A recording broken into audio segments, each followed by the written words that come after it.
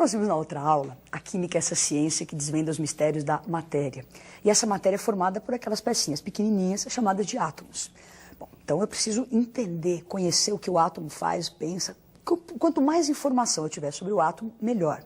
E as suas características. Então essa nossa aula é para falar dessa estrutura do átomo. A princípio, o nosso átomo era uma bolinha, depois os modelos foram evoluindo. Hoje em dia, esse átomo moderno, ele é dividido em duas regiões bastante distintas, o núcleo e a eletrosfera. Nesse núcleo e eletrosfera, nós temos três partículas fundamentais, prótons, nêutrons e elétrons. Vamos organizar isso numa tabelinha? Então, essas partículas têm massa, têm carga, então vamos organizar isso. Então, no núcleo estão os prótons e os nêutrons. Prótons com carga positiva e massa 1. Nêutrons com carga 0 e massa 1. A eletrosfera, estão girando lá os elétrons, partículas de carga negativa, e olha a massa do elétron, é quase que 2.000 vezes menor que a massa do próton ou do nêutron. Então, olhando para isso tudo, organizando essas informações, você percebe que no núcleo se concentra a massa do átomo e esse núcleo tem carga positiva. Na eletrosfera, nós temos uma massa muito pequena e carga negativa. Então, regiões bastante distintas. Vamos supor que você está na praia e quer imaginar o átomo como ele é, não é? Você nem quer ligar para aqueles... Você não quer ligar para as ondas do mar, não é? Então, o que acontece? Você vai imaginar o átomo. O núcleo, ele é extremamente pequeno. Se a gente conseguisse enxergar o átomo, nós não conseguimos. Se a gente conseguisse enxergar o átomo, não daria para perceber o núcleo. O núcleo ele é 10.000 vezes menor que o tamanho do átomo. Então, é aquela coisinha pequenininha, perdida no além, não é? Então, a eletrosfera é uma região imensa ao redor desse núcleo bem diminuto. Então, vamos pensar um pouquinho. Se o núcleo é tão pequenininho e concentra quase que toda a massa do átomo, eu posso dizer que esse núcleo é absurdamente denso, e ele é. Então, olha, regiões distintas. Um núcleo muito denso, com carga positiva, a eletrosfera pouco densa, com carga negativa. Agora, será que esses átomos são todos iguais? Sim, eles têm núcleo, têm eletrosfera, mas o que diferencia o oxigênio do hidrogênio, do cálcio, o que muda de um elemento para outro? Bom, vai ser o número dessas partículas, de prótons, nêutrons e elétrons. Agora, a principal característica de um elemento é o seu número de prótons. Então, vem correndo na sua direção um átomo, você para ele e fala, quem é você? Ele vai ter que dizer, para se identificar, o seu número de prótons. 8 prótons, você já sabe que é o oxigênio. Então, a principal característica do elemento não é nem o seu símbolo, é o seu número de prótons. Vamos destrinchar isso um pouquinho. Então, um elemento tem três características importantes. O número atômico, que é representado pela letra Z, que é o número de prótons, que é a principal característica do elemento químico. O número de massa, que é uma outra característica do elemento, representado pela letra A, e se você se lembra, a massa se concentra no núcleo. Então, nós vamos somar prótons mais nêutrons.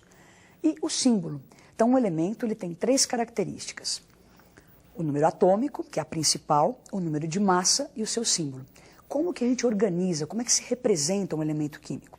Estou nas viagens de férias em Paris, pego lá um livro de química em francês, é claro, para dar uma estudadinha, não é? E como é que vai aparecer, por exemplo, o átomo de alumínio lá na França? Será que é diferente aqui do Brasil? Não. A linguagem que nós usamos na química tem que ser uma linguagem universal, não é? Então, como é que se representa esse elemento químico? Então, vamos lá para um exemplo.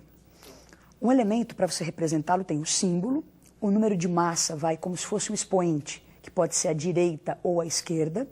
O número atômico está sempre à esquerda, como se fosse um índice. E vamos ver um exemplo do alumínio. Então, você estando na França, lá em Paris, vai aparecer da mesma forma que aqui. O Al, que é o símbolo do alumínio, 27, que é o número de massa, e o 13, que é o número atômico. Então, a massa 27, número atômico 13. Agora, essas informações a gente pode complementar. O número atômico, então, indica o número de prótons. Então, o alumínio tem 13 prótons. Um átomo sozinho, isolado, ele é neutro.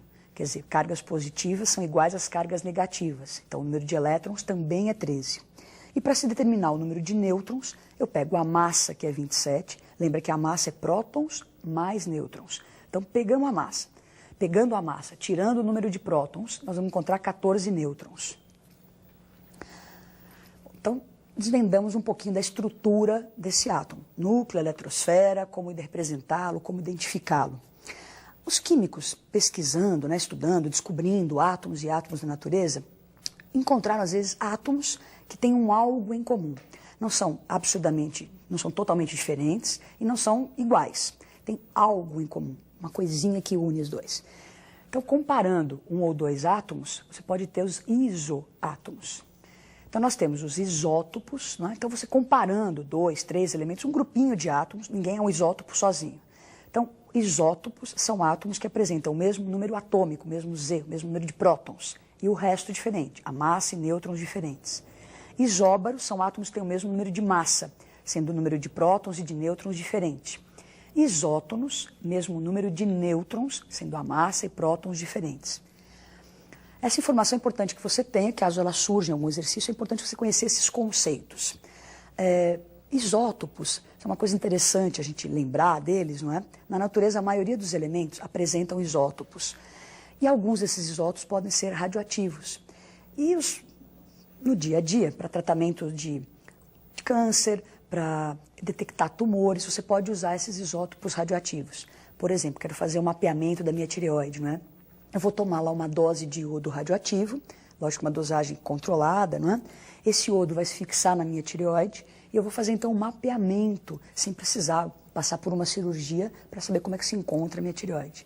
Então, esses isótopos, muitos deles têm essa aplicação na medicina. Então, uma série de exames usam isótopos radioativos.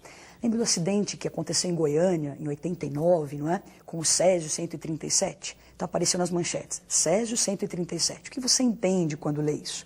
Césio está dizendo que é o elemento Césio, já sei quem ele é, e 137 é uma referência que se faz à massa. Então, Césio 137 é o isótopo de Césio, que tem massa 137.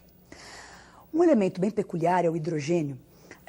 O hidrogênio apresenta 3 isótopos e tem uns nomes para esses isótopos. Vamos olhar. Então, tem o hidrogênio, temos o deutério e temos o trítio. O hidrogênio, todos com o número atômico 1.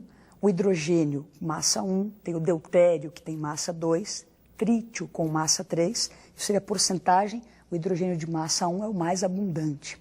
É bom que você se lembre desses nomes, né? Deutério, trítio, eles podem aparecer às vezes numa questão. Então, já falamos sobre a estrutura do átomo, como ele é, núcleo, eletrosfera, massas e cargas. Já podemos dizer que na natureza a gente pode encontrar esses isótopos, isóbaros e isótonos. E agora nós vamos pensar o seguinte, átomos, eles se unem, não é? Como a gente, não vão viver sozinhos o resto da vida, eles estão ligados para formar as substâncias. Nessa ligação, não é? O número de elétrons pode sofrer alteração. Então, numa ligação, um elemento pode perder elétrons ou receber elétrons. Olha, elétrons. Ninguém vai perder ou receber prótons. Então, essa mudança acontece na eletrosfera. Então, se um elemento perde elétrons ou ganha, há um desequilíbrio. O número de prótons permaneceu inalterado. Se ele está ganhando ou perdendo elétrons, o número de prótons não vai ser mais igual ao número de elétrons. Essa diferença forma uma partícula com carga chamada de íon. Então, íons são partículas que possuem uma certa carga. Nós podemos ter 2 tipos de íon, o íon positivo e negativo. Então, íons, frisando, prótons diferentes de elétrons. Quando um íon tem carga positiva, é porque ele tem mais prótons do que elétrons. Então, ele cedeu elétrons. Quando o íon tem carga negativa, ele tem mais elétrons do que prótons. Então, ele recebeu elétrons. Para animar essa coisa, vamos ver um exemplo do sódio e do cloro, eles perdendo e recebendo elétrons, para a gente gravar bem o que acontece com a carga. Então, vamos olhar a animação. Então, está lá o átomo de sódio, um átomo eletricamente neutro, prótons igual a elétrons. De repente, ele perdeu um elétron. Se animou lá, conheceu um cloro maravilhoso e perde um elétron. Cede o elétron para o cloro. A hora que ele perde esse elétron, ele, sódio, vai ficar com uma carga, então, positiva. As pessoas ficam assim, nossa, mas eu estou dando. Se eu estou dando, não vai ficar negativo? Não, você está dando elétrons. Então, você está perdendo carga negativa, você fica positivo. Vamos ver o que aconteceu com o cloro, quando chegou esse elétron para ele. Então, está lá o cloro apaixonado, recebeu o elétron do nosso amigo sódio. Então, o cloro era um átomo neutro, de repente ele recebe um elétron. Então, o número de prótons era igual de elétrons. Ele ganha um elétron, então fica com carga negativa, formando o ânion cloreto. Já sabemos, então, uma série de coisas sobre o nosso amigo átomo. Acho que a gente está apto a fazer um exercício. Uma certa variedade atômica do estrôncio, cujo número atômico é 38, tem número de massa igual a 87.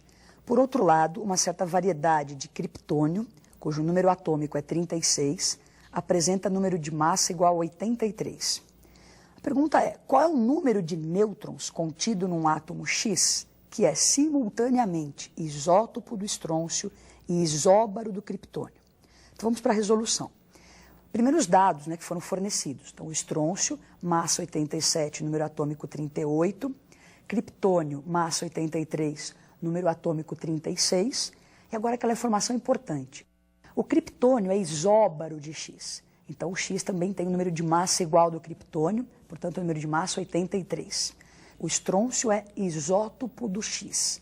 Se eles são isótopos, eles têm o mesmo número de prótons.